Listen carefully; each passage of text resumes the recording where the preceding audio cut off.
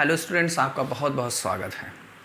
देखिए, नंबर्स पढ़ने के बाद रेशनल इरेशनल कैसे प्रूव किया जाता है उसको पढ़ने के बाद आज हम लोग ये चर्चा करेंगे कि डिविजिबिलिटी कैसे चेक करते हैं। कैसे पता चलेगा कि कोई नंबर इस नंबर से डिवाइड हो जाएगा, कैसे पता चलेगा कि ये नंबर इस नंबर से डिविजिबल होगा कि नहीं होगा।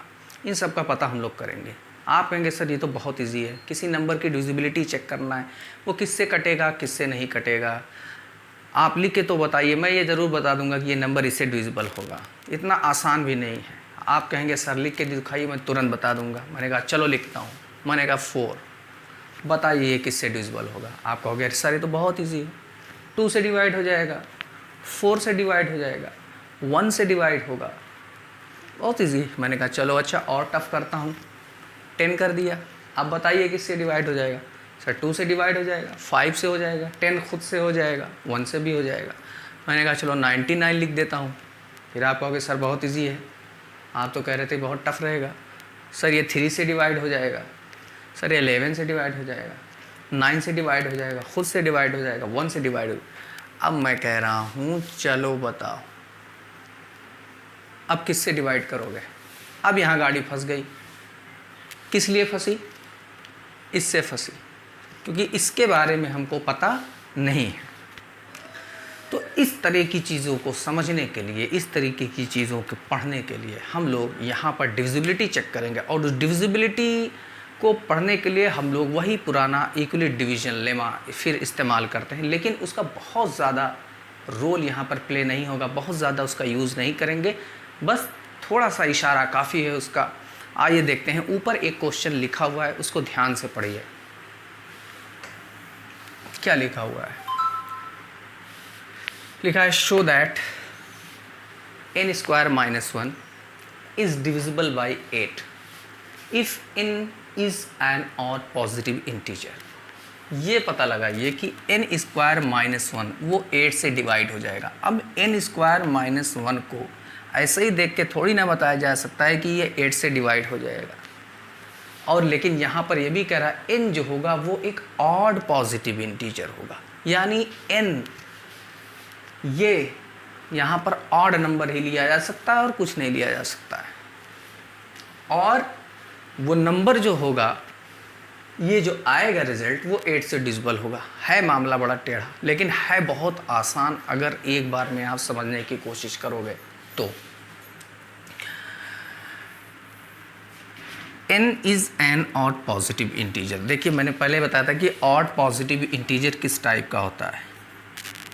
2q + 1, 2q + 3, 2q + 5, ऐसा भी हो सकता है, या q + 1, q + 3, q + 5, कैसा भी लिख सकते हैं, या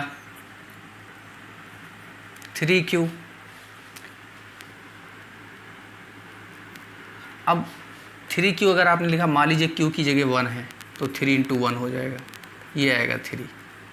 और 3 में अगर 1 जोड़ दिया तो ये इवन हो जाएगा, यानी कितना जोड़ना पड़ेगा, 3q + 2, है ना।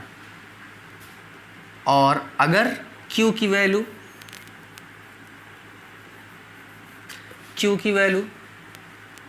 2 हो गई तो ये आ जाएगा 6 और +1 कर देंगे, बराबर 7। अब ये ऑड हो गया। तो कुछ नंबर ऐसे होते हैं जिनको हमको चेक करके ये नहीं लेना होता है कि ये नंबर ऑड है कि इवन है। अगर यहाँ पर Q2 हो गया 2, तो 2 + 1 3 हो जाएगा, यानी ऑड। 2 + 3 5 हो जाएगा, ऑड। 2 + 5 यानी ऑड हो जाएगा, 7 आ जाएगा वो, है ना। लेकिन अगर Q की वैल्यू 1 हो गई तो 1 + 1 2, 1 + 3 4, 1 + 5 6, ये इवन हो जाएगा। तो ये हमको चेक करना होता है कि कौन से नंबर ले सकते हैं या नहीं ले सकते हैं। लेकिन क्या इस तरह के नंबर हमेशा ऑड होते हैं? आइए चेक करते हैं ऑड होते हैं कि नहीं होते। किस तरीके का नंबर आप ले सकते हो ऑड के फॉर्म में। अगर Q की जगह 1 आ जाए, 2 × 2 + 1 कितना हो जाएगा, 3, ऑड हो जाएगा, ये आ जाएगा 3। Q की 1 यहाँ लिख दें, 2 × 2 + 3 5, ऑड हो जाएगा, 2 × 2 5 7, 8 हो जाएगा। अच्छा चलिए क्यू की वैल्यू अब 2 रखते हैं, 2 2 जा 4 1 5, 2 2 जा 4 3 7, 2 2 जा 4 5 9, ऑड आ रहा है सारा। चलिए क्यू की वैल्यू 5 ले रहे हैं, अब देख रहे हैं ऑड आ रहा है नहीं। 5 2 जा 10 एंड 1 11, 5 2 जा 10 3 13, 5 2 जा 10 एंड 5 15, यानी ऑड आ रहा है, यानी इस नंबर को हम ऑड के फॉर्म में ले सकते हैं।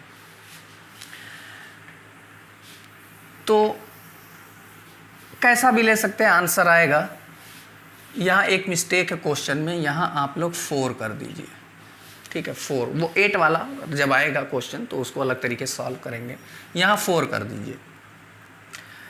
अब हम लोग जो ऑड इंटीजर्स है, ऑड इंटीजर्स वो कैसा लें, हम ऐसा लेंगे, यहाँ पर हमारा है क्या 2 है ना, यहाँ पर 4 है।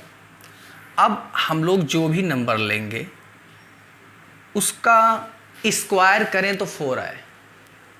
जो भी ऑड इंटीजर्स लेंगे अगर उसका हम स्क्वायर करें तो क्वेश्चन में कहीं ना कहीं 4 हमें दिखे। क्यों 4 दिखे? क्योंकि स्क्वायर करने के बाद यहाँ पर 4 एक नंबर हमको दिख रहा है। स्क्वायर क्यों करेंगे? क्योंकि यहाँ पर n पर स्क्वायर है इसीलिए। तो हम लोग अगर एक नंबर 2q + 1 ले लें और दूसरा ले लें 2q + 2, सिर्फ 2, 3 भी ले सकते हैं, 4 भी ले सकते हैं, लेकिन 1 या 2 नंबर लेकर के हम डिविजिबिलिटी चेक कर लेते हैं। और इसको मान लेते हैं, अच्छा का है n is an odd positive integer, यानी जो ऑड इंटीजर है वो n है, ये है n। चलिए अब हम लोग n की वैल्यू सॉल्व करते हैं। क्या है ये?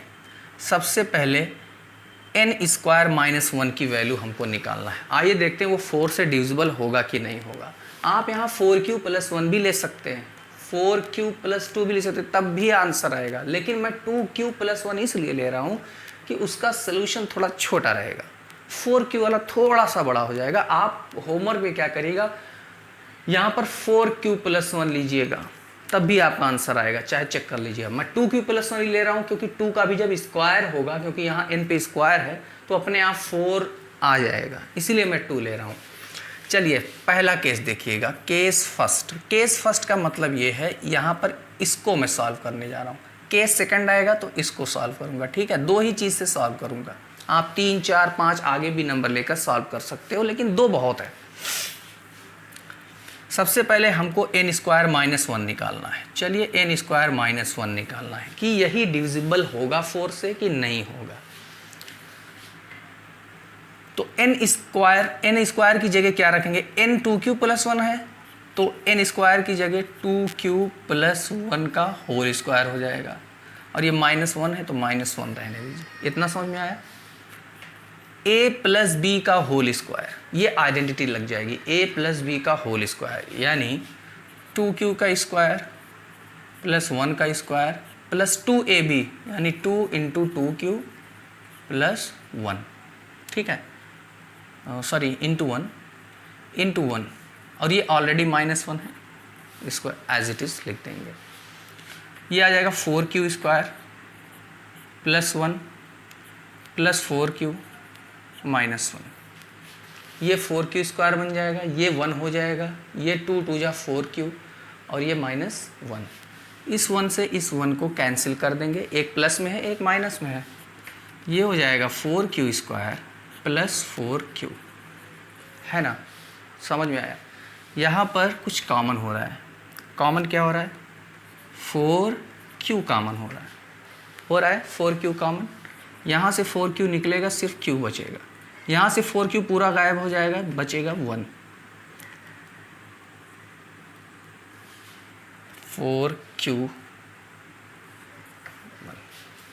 इतना समझ में आ गया ना।